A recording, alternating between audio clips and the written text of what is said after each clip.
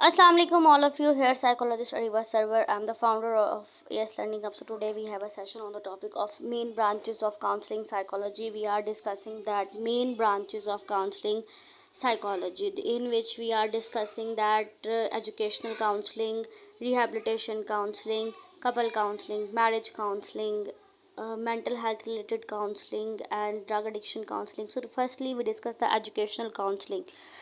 Education school counselling, जिसे हम school counselling ज़्यादातर बोलते हैं, that is focus on the helping students with academic social and emotional development. यानी कि वो अपने एकेडमिक जो स्टडीज़ हैं उनको अपनी सोशल एंड इमोशनल डेवलपमेंट के साथ अटैच करके कैसे इन्हेंस कर सकते हैं। हम उन्हें प्रोवाइड करते हैं कि वो कौन सा करियर चूज़, गाइडेंस प्रोवाइड करते हैं कि वो उनकी कैपेबिलिटी के हिसाब से कौन सा करियर उनके लिए ज़्यादा बेस्ट है, कौन सी स्टडी स्किल्स उन्हें अपनी जो है वो एंटर करनी चाहिए लाइफ में, और कौन कौन से कोपिंग स्ट्रैटेजीज़ इस्तेमाल करनी चाहिए।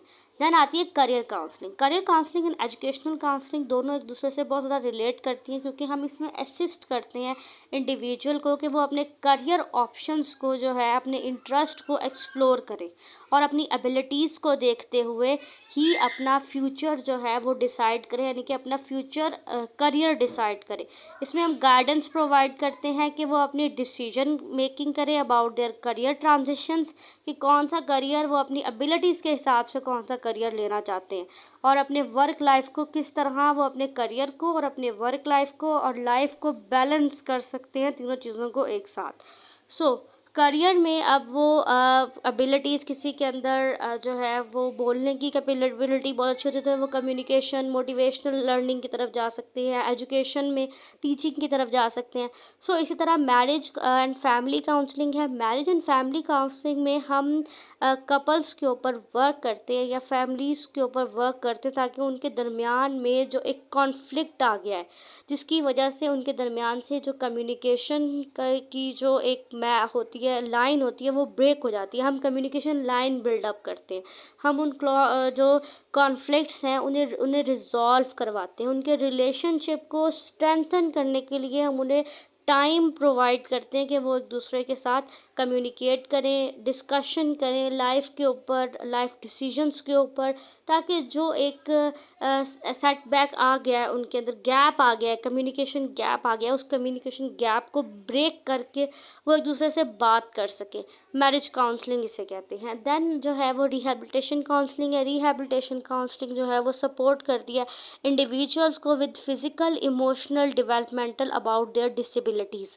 अब डिसेबिलिटीज़ में ये चीज़ आ जाती है कि किसी की लाइफ में वो बिल्कुल फिट थे और किसी एक्सीडेंटल इशू की वजह से उनमें कोई डिसेबिलिटी कॉज हो गई है, या तो होता है ना कि बचपन में ही कोई डिसेबिलिटी हो गई हो पोलियो की वजह से या ब्रेन इंजरी की वजह से, तो वो बचपन से लेकर बड़े होने तक उनके साथ साथ डेवलप होते हैं।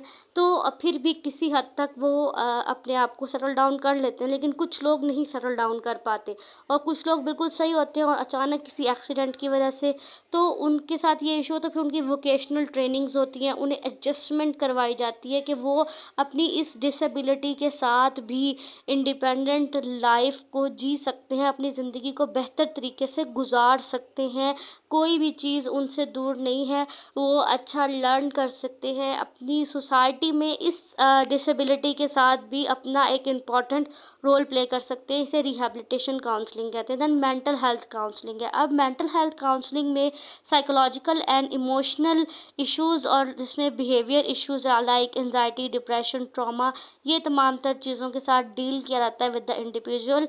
जो थेरेपिस्ट होता है वो therapeutic interventions for personal growth and wellbeing के ऊपर काम करता है क्लाइंट के, और जो है वो उसे कंप्लीट जो है वो सपोर्ट प्रोवाइड की जाती है कि जो भी उसके साथ इमोशनल, साइकोलॉजिकल या बिहेवियरल इश्यूज़ कॉज हो रहे हैं, उनको एक एक करके डिफरेंट थेरेप्यूटिक टेक्निक्स का इस्तेमाल करते हुए उनकी पर्सनल ग्रोथ भी की जाती है, वेलबींग के ऊपर भी काम किया जाता है, उनकी पर्सनालिटी को इन्हेंसमेंट भी दी जाती है, और जो जिस चीज़ की वजह से, जिस ट्रिगर की वजह से उनकी लाइफ में स्ट्रेस, एंजाइटी, डिप्रेशन या कोई ट्रॉमा कॉज हुआ है, उस ट्रिगर को ओवरकम करके उन्हें कोपिंग स्ट्रेटजीज सिखाई जाती हैं।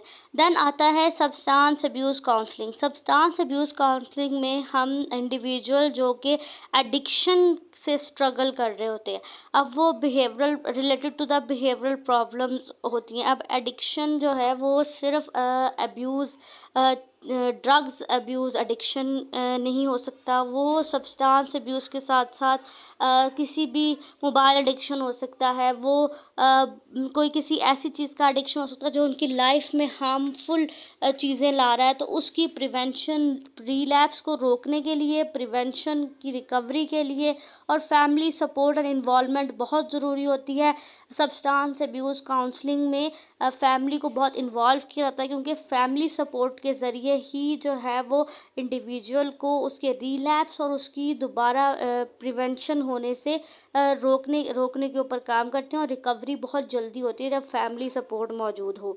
Then child and adolescent counselling है, ये स्पेशलाइज्ड काउंसलिंग होती है, यानी कि अगर बच्चे के अंदर चाइल्डहुड प्रॉब्लम्स है, डेवलपमेंटल या बिहेवियरल इमोशनल चैलेंजेस हैं इन चिल्ड्रन या teens, like autism spectrum disorder है, या attention deficit hyper activity disorder है, या इंटेलेक्चुअल डिसेबिलिटी डिसऑर्डर है, इस तरह के जो डिसऑर्डर्स होते हैं उनमें जो है वो क्या किया जाता है, बचपन में, चाइल्डहुड में ही जो है वो थेरेप्यूटिक टेक्निक्स के ज़रिए उन्हें ट्रीट करना स्टार्ट कर देते हैं, ताकि उनके अंदर जो है जो डेवलपमेंटल माइलस्टोन स्लो हुए हैं उनके, और उनके अंदर इश्यूज आने स्टार्ट हुए हैं, उन्हें ऐसी मैनेजमेंट टेक्निक्स सिखाने की कोशिश की जाती है कि वो आहिस्ता आहिस्ता लाइफ में नॉर्मल बच्चों की तरह अपने आप को ग्रो करना स्टार्ट कर देते हैं। इवन दो कि वो बहुत ज़्यादा नॉर्मल नहीं हो सकते, लेकिन फिर भी मैनेजमेंट टेक्निक्स के ज़रिए उनको इतना मैनेज कर लिया जाता है कि वो चीज़ों को समझना शुरू हो जाते हैं। देन आती है ग्रुप काउंसलिंग। ग्रुप काउंसलिंग में फोकस किया जाता है with in a group to share experience, build support and learn with coping skills. अब इस ग्रुप के अंदर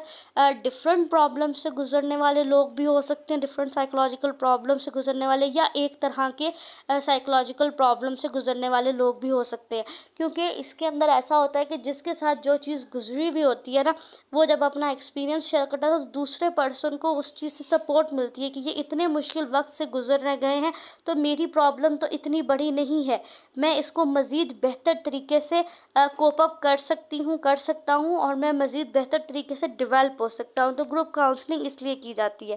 देन आता है मल्टीकल्चरल काउंसलिंग। मल्टीकल्चरल काउंसलिंग में रिकग्नाइजेशन होती है for cultural ethics and social diversity पे, यानी कल्चरल से रिलेटेड अगर किसी को किसी साइकोलॉजिकल इशू कल्चर की वजह से हुआ है, तो फिर उन्हें इंश्योर किया जाता है काउंसलिंग अप्रोच के ज़रिए कि कल्चर्स आर साइंटिफिक सेंसिटिव हो सकते हैं, डिफरेंसेस हो सकते हैं, लेकिन आपकी लाइफ में डिफ़िकल्टीज़ भी आती हैं, लेकिन उसको भी हम मैनेज करके अपनी लाइफ स्टाइल के मुताबिक सेटल डाउन कर सकते हैं। तो मल्टीकल्चरल काउंसलिंग में ethics, social diversity, cultural recognisation करवाने के लिए जो है वो इंश्योर किया जाता है कि काउंसलिंग की अप्रोचेस भी सेंसिटिव और कल्चरल डिफरेंसेस को माइंड में रखते हुए की जाए, ताकि मैनेजमेंट करनी आसान हो इंडिविजुअल के लिए, और वो अपने लाइफ स्टाइल को उसी तरह से ढाल सके जिस तरह से वो अपने कल्चर को देख रहा है, सुन रहा है, समझ रहा है, लेकिन आहिस्ता आहिस्ता वो चीज़ों को डेवलप कर लेते हैं।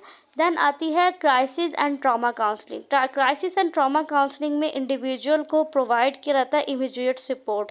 वो नेचुरल डिज़ास्टर, एक्सीडेंट्स या वायलेंस की वजह से हो सकते हैं। डिज़ास्टर किसी भी तरह का डिज़ास्टर हो सकता है, नेचुरल डिज़ास्टर जैसे कि फ्लड हो सकते हैं, या कोई और प्रॉब्लम आ सकती है, जो है वो अर्थक्वेक हो सकते हैं। इस तरह की चीज़ों से भी लोग, वायलेंस हो या कोई एक्सीडेंट देख लें कोई, तो उसकी वजह से भी वो ट्रॉमा में चले जाते हैं।